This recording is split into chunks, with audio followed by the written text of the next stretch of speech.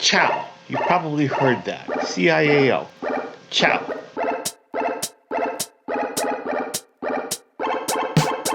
Et bonjour à tous, vous êtes dans Ciao, le podcast qui voyage. Mais attends, un podcast, ça peut pas voyager? Eh bien si, puisqu'aujourd'hui nous allons nous intéresser à une personne qui est partie faire ses études à l'étranger. On va découvrir à quoi ressemble la vie d'un étudiant en échange, les anecdotes aussi croustillantes que des Chris Prols.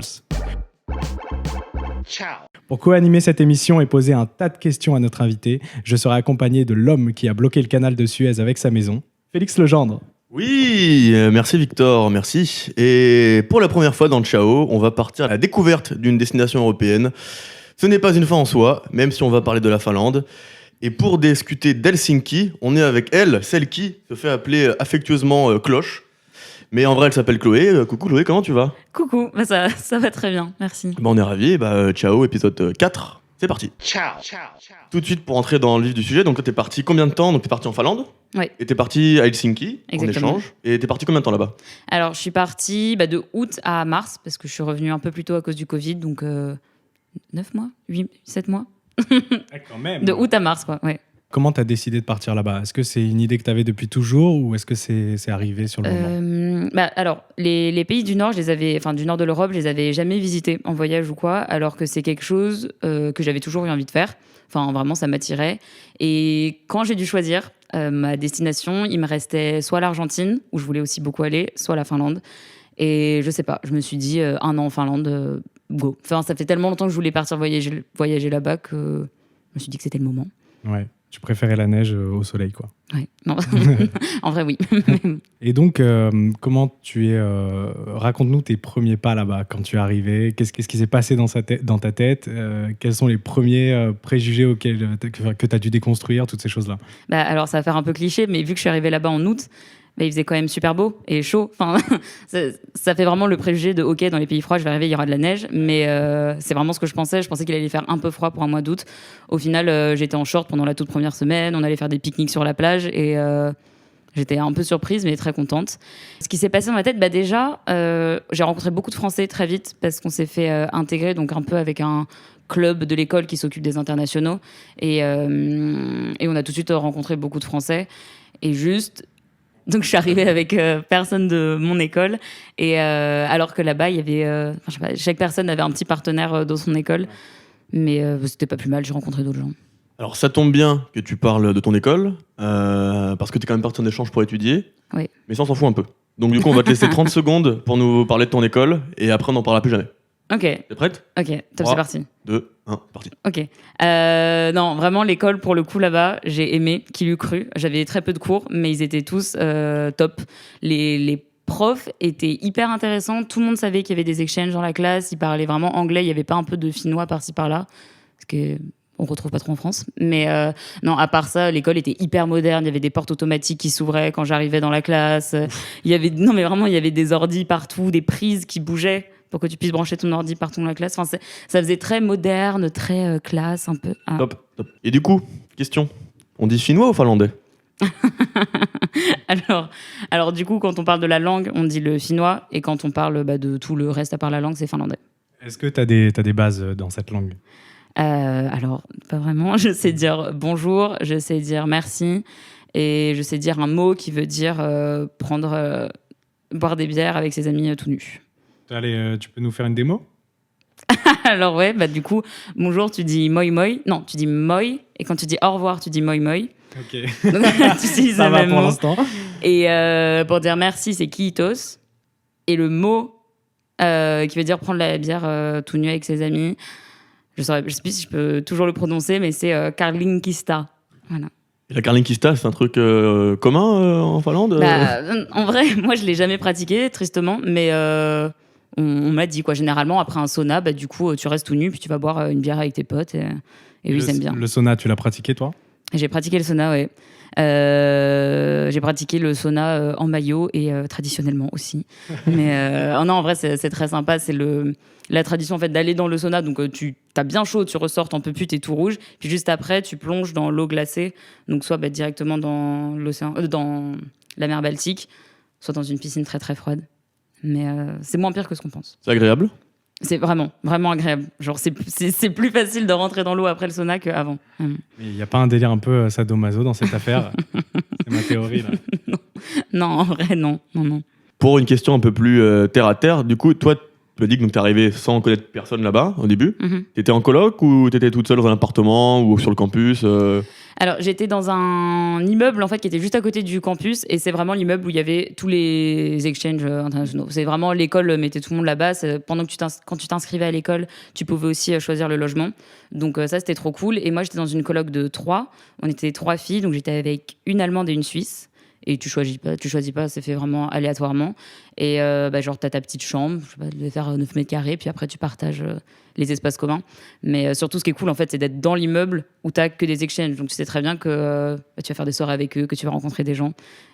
Et en parlant de rencontres, t'as rencontré plutôt des gens qui étaient étrangers à ce pays ou aussi des locaux en général? Qui étaient tes amis? Alors, un peu les deux, surtout des personnes étrangères au pays, parce que c'était plus facile, en fait, dans l'immeuble, quand on avait des soirées, t'allais les voir, évidemment, c'était des exchanges, pas des personnes qui habitaient à Helsinki. Mais grâce aux cours que j'ai fait là-bas, en fait, les Finlandais étaient vraiment hyper ouverts d'esprit, et ils avaient tous l'habitude, je pense, d'avoir des exchanges dans leur classe. Et ils sont sympas avec les étrangers, les Finlandais Ouais, alors... Au début, bon, ok, ça va faire un peu cliché, mais au début, ils sont vraiment froids. Enfin, c'est vraiment pas pour faire un mauvais jeu de mots, c'est... Non, ok. Mais je pense que c'est vraiment juste en apparence, parce qu'après, dès que tu leur parles un petit peu, t'échanges 2-3 mots. Ah, ça y est, ils sont trop cool, ils veulent te faire découvrir leur ville, la vie qu'ils ont là-bas, des traditions. Donc, ouais, un peu les deux, mais surtout des internationaux. Des traditions finlandaises, parle-nous en plus. Du coup, la tradition du sauna, dont dont j'ai déjà parlé. Bien sûr. Non, mais un jour, je suis arrivée en cours et j'étais malade. J'ai fait une petite angine et une Finlandaise m'a dit « Ah, mais faut que tu ailles au sauna. Tu fais un sauna très steamy, donc avec beaucoup de bulles. » Enfin, de vapeur. De vapeur, voilà, avec beaucoup de vapeur. Et t'inquiète, ça va passer. Donc c'est ce que j'ai fait. Ça a un peu marché. Donc bref, ouais, il y a ça. Je sais pas si c'est une tradition, mais ils boivent pas des bières comme nous, on boit des bières en terrasse ou quoi. Eux, ils prennent une boisson qui s'appelle un original drink. Et on dirait une sorte de genre gin tonic à la bière. Mais c'est très doux et très sucré. Enfin, c'est pas du tout fort. Voilà, pour moi, ça fait partie de leur tradition parce qu'il y en a partout, tout le temps. C'est assez amusant parce que dans Chao, il y a souvent ce moment où on parle de l'alcool local. Et est-ce que là-bas, c'est quelque chose qui est très présent ou ça fait partie de la culture ou c'est quelque chose qui est comme ça? Alors, c'est hyper différent d'en France et des autres pays où je suis allée, en fait, parce que déjà, tu peux pas acheter de l'alcool dans un supermarché normal. C'est le gouvernement qui a qui a le monopole sur la vente de l'alcool. Du coup, tu as des magasins spéciaux qui sont ouverts jusqu'à 21h maximum pour pas que du coup, t'achètes juste avant de partir en soirée ton alcool. Donc, pour limiter, je pense, l'alcool dans la rue. Et ça coûte hyper cher. Genre, par exemple, je me rappelle la première bouteille de vodka qu'on a voulu acheter. On a acheté une pauvre petite flasque trop dégueu. C'était du gel hydroalcoolique presque à 14 €. Parce que le reste, c'était genre 30 €. C'est ouf, ça. Imagine si en France on t'interdisait d'acheter de l'alcool comme ça après une certaine heure. Ça faisait très couvre-feu. Et vu que tu dis que la vodka est chère, est-ce qu'en général le prix de la vie il est comment par rapport à la France en Finlande? C'est cher ou t'as galéré un peu en tant qu'étudiante ou t'étais plutôt dans le chill? Ouais, il est plus cher. En fait, ça joue beaucoup sur tout ce qui est activité, un peu. C'est plus cher qu'en France, style les soirées, évidemment, genre les entrées en boîte, même les consos là-bas. Tout ce que tu veux faire un peu à côté des cours, genre même les salles de sport, tout coûte plus cher. Mais en fait, eux, ça les dérange pas parce que leur salaire dépend de ça aussi. Donc, ça s'harmonise assez bien. Après, moi, franchement, heureusement que j'avais la bourse Erasmus parce que sinon, j'aurais été un peu dans le malo. Mais du coup, j'ai même cherché un travail là-bas. J'ai fait du babysitting. Ah, trop cool. Ouais, mais vraiment parce que j'étais en mode faut que je voyage, sauf que j'ai pas assez de thunes, ça coûte trop cher. Donc, Et alors, t'as babysité des Finlandais? Ouais, j'ai babysité un petit garçon qui avait 2 ans. Et en fait, c'est hyper cosmopolite aussi, la Finlande. Je pense que vu que déjà tout le monde parle hyper bien anglais, t'as beaucoup d'étrangers qui peuvent venir y habiter. Et par exemple, le petit que je gardais, sa mère était allemande, son père néerlandais. Et il allait dans une crèche qui parlait finnois et anglais. Du coup, moi, je lui parlais en anglais parce que je parle aucune des 3 autres langues. Et lui, il comprenait très, très bien l'allemand, les néerlandais, le finnois et l'anglais. Ok, donc polyglotte. Donc vraiment polyglotte, c'était assez impressionnant. C'est sympa, il y a des différences, par exemple, au niveau de la culture de l'enfant là-bas. Oui. Tu sais, comme on pourrait avoir... Non, mais ce que je veux dire, c'est... Elle a dit ouais, comme si l'enfant l'a fait vivre un calvaire total. Vraiment pas. Non. Non, il était trop chou. Mais ouais, il y a des différences. Mais en fait, c'est beaucoup plus. Je sais pas, c'est beaucoup plus libre en fait et plus ouvert d'esprit. Et c'est un peu. Je pense qu'ils essayent de faire une éducation qui est un peu plus portée sur toutes les parties du cerveau, tu sais, genre que chaque activité développe un peu une partie plutôt que de faire, ok, on t'apprend à lire, et puis ensuite on t'apprend à parler, et puis tu vas apprendre à faire des mathématiques, tout ça, c'est vraiment plus ludique. Et ça, c'est pas que pour les enfants, c'est vraiment pour toutes les écoles. Tu termines les cours assez tôt, comme ça après tu vas faire une activité extrascolaire. Et puis bon, de toute façon, la nuit se couche tôt aussi, donc je crois que tu essaies de profiter un peu de ta journée. Et en parlant de la nuit, t'as vu des aurores boréales? Ouais, j'ai vu des aurores boréales, mais pas à Helsinki. J'ai fait un voyage en Laponie avec mon école. Incroyable. Ouais. Ah, franchement, c'était un des trucs que je voulais faire là-bas. Je me suis dit, si je vais en Finlande, je vais clairement voir des aurores boréales. C'est le but. Et du coup, ouais, on a fait un voyage en Laponie. Et puis un soir, on a regardé sur une petite appli qui nous disait s'il allait y avoir des aurores boréales ou pas. Et on a vu qu'il y en avait. Donc on est sortis de notre lit. On est tous partis à la recherche des aurores et on en a vu. C'était beau. Et du coup, ouais, t'as fait la Laponie. Est-ce que t'as fait d'autres voyages? Ou même en Laponie, est-ce qu'il y a un truc particulier qui t'est arrivé, que t'aimerais bien rencontrer? Est-ce que t'as vu le Père Noël? Ouais, j'ai vu le Père Noël, ouais, parce que du coup, en Laponie, il y a le village du Père Noël qui s'appelle Rovaniemi. Et, Comment il s'appelle? Rovaniemi. Bien vu. Okay. et ouais, non, c'est une grosse attraction touristique quand même, parce que si tu fais une photo avec le Père Noël, il faut payer 180 €. Faut payer les jouets, quoi. Donc, c'est ça, faut payer les jouets. Je veux dire, faut arrêter de penser que tout est gratuit. Donc, j'ai pas pris ma photo, mais je l'ai vue de loin. Donc, bon, c'est déjà ça. Et ouais, bah, du coup, j'ai fait d'autres voyages dans les pays du Nord, parce que c'était vraiment ce que je voulais faire. À la base, c'était pas la Finlande plus qu'un autre. Donc, je suis allée au Danemark, à Copenhague. Je suis allée à Stockholm, à Saint-Pétersbourg aussi, avec l'école. J'ai passé mon anniversaire là-bas. Et justement. Tout avec l'école. Alors non, Saint-Pétersbourg avec l'école, Laponie avec l'école, et le reste toute seule avec des amis, genre Stockholm, Copenhague, et j'ai l'impression qu'il m'en manque un, mais j'arrive pas. Ah, Tallinn. Donc en 8 mois, 9 mois, je sais plus combien t'as dit au début. Ouais, mais en tout ce temps-là, t'as fait plusieurs voyages avec ton école, c'est assez fou. Ouais, c'est ça. Bah, ils organisaient vraiment pas mal de choses, même des sorties, tu vois, d'une journée, des choses comme ça. Mais les voyages, c'était hyper bénéfique, surtout pour la Russie, parce que tout ce qui est histoire de visa, machin, c'est vraiment très, très galère. Et le fait d'y aller avec l'école, bah, c'était beaucoup plus pratique niveau organisation, parce que c'est une grande ville. C'est pas en mode « Ah tiens, je vais partir 2 jours à Tallinn, quoi ». Du coup, t'as fait un vrai road trip sur l'espace d'un an, c'est trop cool. Ouais. Et j'avais une question avec une question cette question, tu vois. Déjà, quel pays t'as préféré quand t'as fait tout ça? Et est-ce qu'il y a un pays où t'as pu retrouver un truc qui te manquait en France que t'avais pas et tu t'as fait un petit plaisir coupable, tu vois? Alors, je pense que le pays que j'ai préféré... Bon, la Finlande. Hein. Ouais, bah, j'hésitais vraiment à dire Helsinki, enfin, du coup, la Finlande. Après, le Danemark, j'ai beaucoup aimé. Enfin, je suis pas restée longtemps, je suis restée que 4 jours à Copenhague, ou 5. Mais c'était super bien, en fait, la mentalité des gens. J'ai l'impression qu'ils sont tous trop gentils, puis ils te regardent pas mal dans la rue, comme les Parisiens pourraient regarder d'autres gens. Et non, c'est très sympa. Et puis, il y a un côté culturel aussi qui est vachement développé. C'est un peu... tout ce qui est design, c'est un peu la capitale là-bas, donc ça c'est super cool. Bon, après faut aimer, mais non, c'est super sympa. Mais ce qui m'a le plus impressionné, c'est vraiment Saint-Pétersbourg, parce que c'est immense en fait. Enfin, tout est disproportionné. La ville est immense, les immeubles sont immenses, les voitures sont immenses. Enfin, je sais pas, mais les rues, vraiment les rues, tu vois, à Paris, genre quand on est 3 sur un trottoir, ça y est, on galère, il y en a toujours un qui est derrière. Bah, Saint-Pétersbourg, tu peux être 10, c'est pas un problème. Et ça me manque. Et pour revenir un peu à Helsinki, à quoi ressemble le quotidien d'une étudiante là-bas? Alors, bah, au final, moi, j'avais pas tant de cours que ça, et j'ai pas l'impression que c'était juste parce que j'étais en échange. Je pense que c'est aussi la façon dont les cours sont faits là-bas.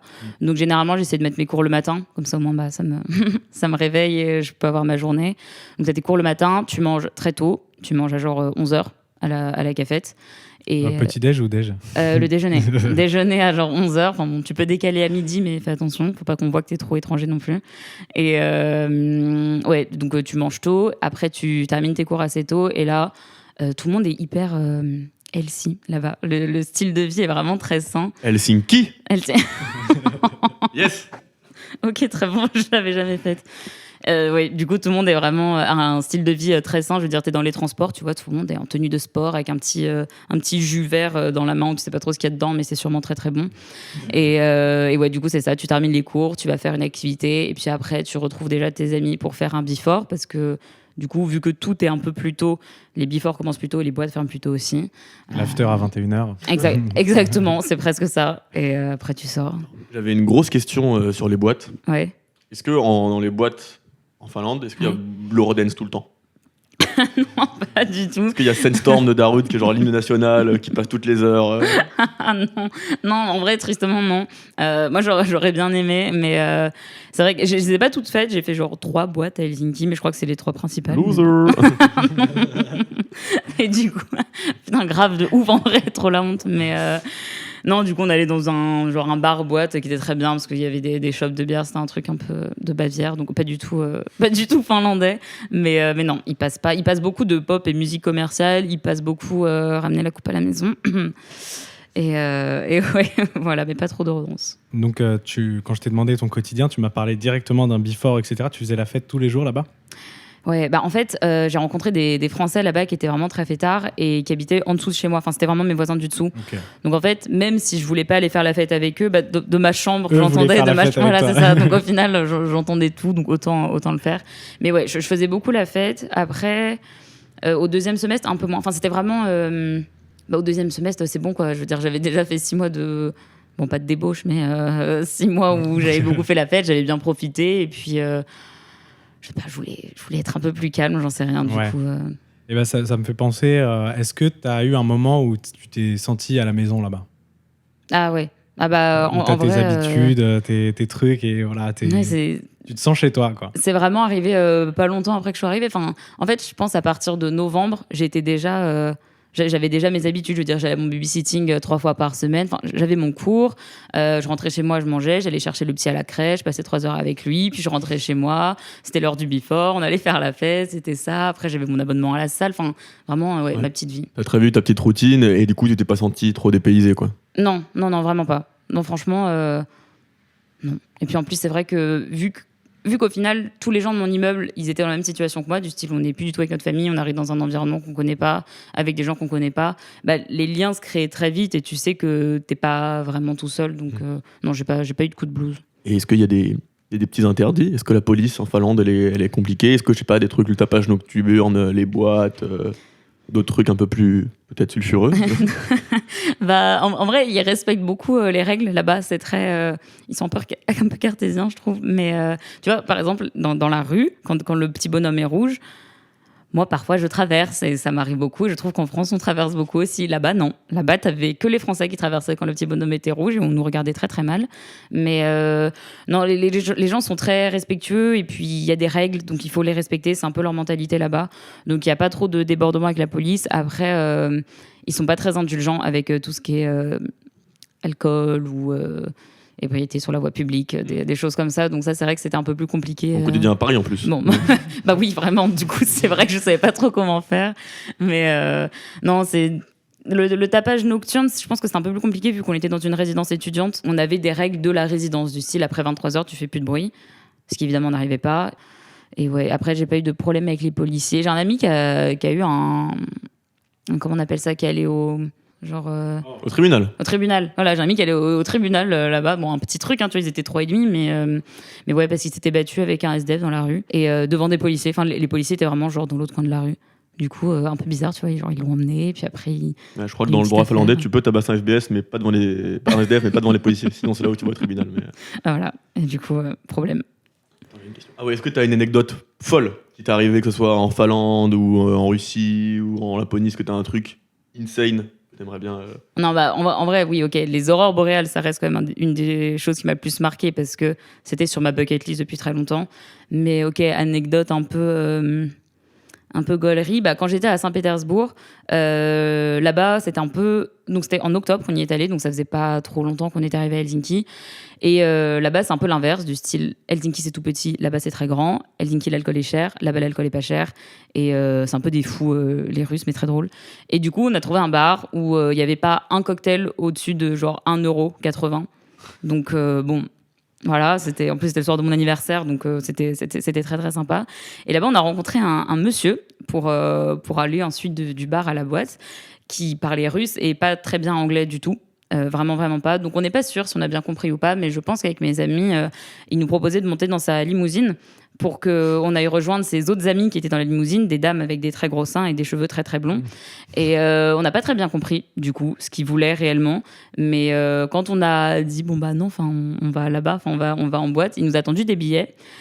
Et puis, du coup, on a dit non, toujours pas, on va là-bas en boîte. Et il nous a escortés, en fait, jusqu'à la boîte pour, je pense, qu'il nous arrive rien. Enfin, d'après lui, c'est en mode take care. Donc, je suppose je sais pas. Voilà, c'était un peu perturbant. Je savais pas trop ce qu'il voulait. Il était pas méchant, tu vois, mais un peu. Et après, il a proposé encore plus de billets, et puis vous y êtes voilà, allé non, finalement. mais ça faut pas le dire, s'il te plaît. Voilà, c'était la fin. Est-ce qu'il y a eu des moments où tu t'es senti, à part ce moment-là, où tu te sentais pas hyper sécure? Alors non, vraiment tout l'inverse. Du coup, comme j'ai dit, là-bas, ils respectent assez les règles, enfin même totalement. Et je pense qu'ils sont très respectueux et hyper... on peut leur faire confiance. Enfin, c'est un des premiers trucs qu'on m'a dit quand je suis arrivée à Helsinki pour m'installer avec... donc ma famille m'a accompagnée là-bas. On va dans un resto. Ma mère oublie son téléphone dans le resto. Donc, on s'en rend pas compte tout de suite. On revient, je sais pas, 1 heure après. Elle fait oui, vous avez pas trouvé un téléphone, sans penser que vraiment elle allait le retrouver. Et en fait, une dame l'avait trouvé par terre. Elle lui a ramené, l'a ramené au monsieur du restaurant, lui disant bon bah voilà, téléphone trouvé. Et là, le mec nous a dit, franchement, vous êtes à Helsinki, soyez tranquille, personne ne vole rien. Les gens sont très confiants, dignes de confiance, pardon. Et c'est totalement vrai. Ils sont j'ai pas du tout eu de gestes déplacés ou quoi, parce que je suis une fille, les gens dans les transports sont hyper respectueux. Même moi, plusieurs fois, j'ai oublié des choses dans des boîtes, dans des endroits, et j'ai toujours tout retrouvé. Non, mais Il a dit dans des gens. Voilà. Et j'ai toujours tout retrouvé. Donc non, c'était très safe là-bas. Et c'est vrai que j'avais perdu l'habitude quand je suis arrivée à Paris après de fermer mon sac, par exemple. Et aussi, on a une question qu'on aime bien aborder dans Ciao, parce que t'es quand même partie quasiment 9-10 mois, donc c'est quand même beaucoup. T'es partie, du coup, tu vivais toute seule avec 2 colocs étrangères. Et est-ce qu'il y a un des moments où tu te sentais un peu seule, où tu t'ennuyais, que t'as pas eu parfois des petits blues Des petits blues, pas vraiment. Parce que, bon, après, ça je sais pas, genre, c'est aussi ma personnalité. J'aime bien être toute seule, ça me dérange pas, je suis assez indépendante. Et c'était pas la première fois que je partais toute seule non plus. J'étais habituée, entre guillemets. Après, c'est vrai qu'au 2e semestre, ça a été un peu plus compliqué parce que toute la bande de potes qu'on s'était fait était rentrée en France et on était genre 3 sur la quinzaine à être restés. Donc ça faisait un peu bizarre parce que du coup, il fallait qu'on se refasse des nouveaux amis et t'es un peu en mode, t'as déjà des souvenirs avec des gens, t'es rentré. Enfin, c'était un peu bizarre. Ouais, début d'un nouveau chapitre voilà, c'est ça. Dans l'aventure. Ouais. Mais bon, au final, tu t'en remets vite. Mais c'est ça, en fait, c'est le fait de voir les gens partir et toi, tu restes. Donc tu dois dire, je refais tout à partir de zéro, quoi. Et à niveau de la culture, est-ce que tu as visité des choses qui étaient impressionnantes, est-ce que tu t'y es intéressé ou pas? Et si tu t'y es pas intéressé, on coupera au montage. Non, ça va, je me suis intéressée. En fait, Helsinki déjà et la Finlande en général, c'est hyper intéressant historiquement parlant parce qu'avant, ils appartenaient au Royaume du Suède et je vais pas faire un cours d'histoire non plus, mais ils ont appartenu. Fais-le. Ils ont appartenu au Royaume de Suède pendant très longtemps et en fait, ça fait partie des pays qui, non, c'est le seul pays du coup, pardon, qui a voulu prendre son indépendance et qui s'est vraiment rebellé contre le Royaume de Suède plusieurs fois. Il y a eu plusieurs guerres et ça, c'est super intéressant quand t'es à Helsinki aujourd'hui parce qu'ils ont une petite île à côté qui s'appelle Suomenlinna. En gros, c'était leur base militaire. Leur base militaire parce que tout autour, il y a de l'eau et c'était un peu en mode... ok, si on se fait attaquer par le Royaume de Suède, ce sera par là. S'il y a la Russie qui arrive, ce sera par là aussi. Et il y a un peu ça partout dans la ville. Tu vois, il y a des points stratégiques où tu vas retrouver des vestiges militaires. Et en plus de ça, la culture actuelle, c'est quelque chose qui me plaît beaucoup parce qu'ils sont, donc comme j'ai déjà dit plein de fois, ils sont hyper ouverts d'esprit. Et dans leur gouvernement, il y a une vraie parité homme-femme. C'est même une femme qui était vice-présidente quand j'étais du coup en Finlande. Et je pense que c'est vraiment leur façon de voir les choses qui fait que c'est un pays qui fonctionne aussi bien. Et ça se ressent quand t'es là-bas. Tu te sens bien. Vraiment, t'es à l'aise et c'est cool. Tu t'es intéressé un peu à l'actualité là-bas, à la politique, ou c'était pas quelque chose qui te concernait? Si, un peu, mais au final, il n'y avait pas grand-chose qui se passait parce que tout le monde est content de ce qui se passe à Helsinki, tout le monde vit un bon moment, donc c'est vrai qu'il y avait pas grand-chose. Il y allait avoir les réélections des ministres quand j'étais là-bas. Et du coup, elles ont eu lieu parce que je suis restée tellement longtemps que j'ai pu tout voir. Et encore une fois, j'étais super contente parce que tout le monde disait « Ah, mais c'est trop bien, c'est la première fois qu'une femme est ministre des Transports » et des choses comme ça. Et ouais, mais en fait, vraiment, tout le monde est content à Helsinki, donc il n'y a pas beaucoup de manifs. Non, vraiment, il n'y a rien qui se passe. Des manifs tout nus en sortant du sauna. C'est ça. On va pouvoir passer dans les 3 dernières questions. Donc ça va être très brièvement.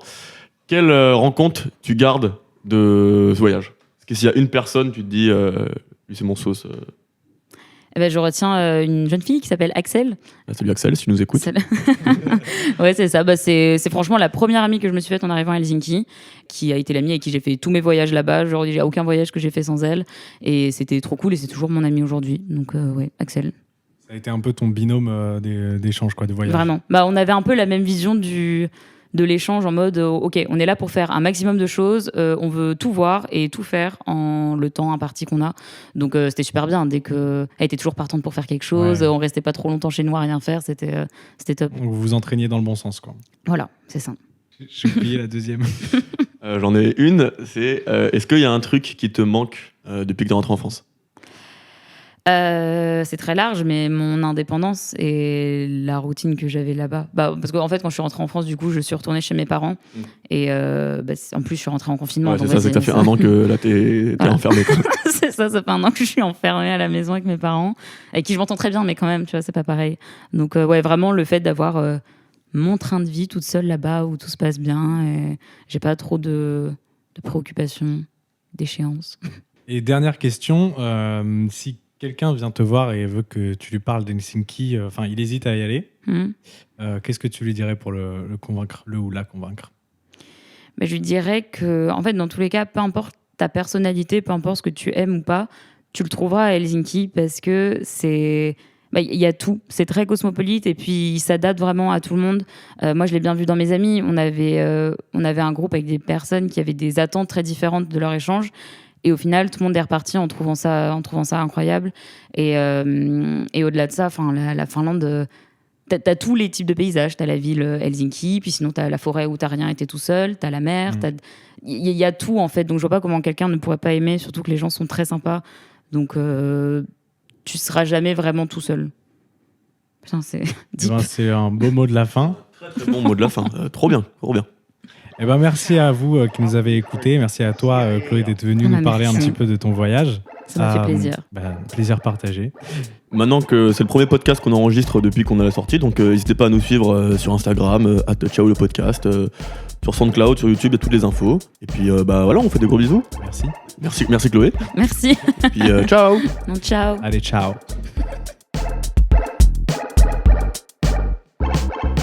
Ciao, ciao, ciao, ciao.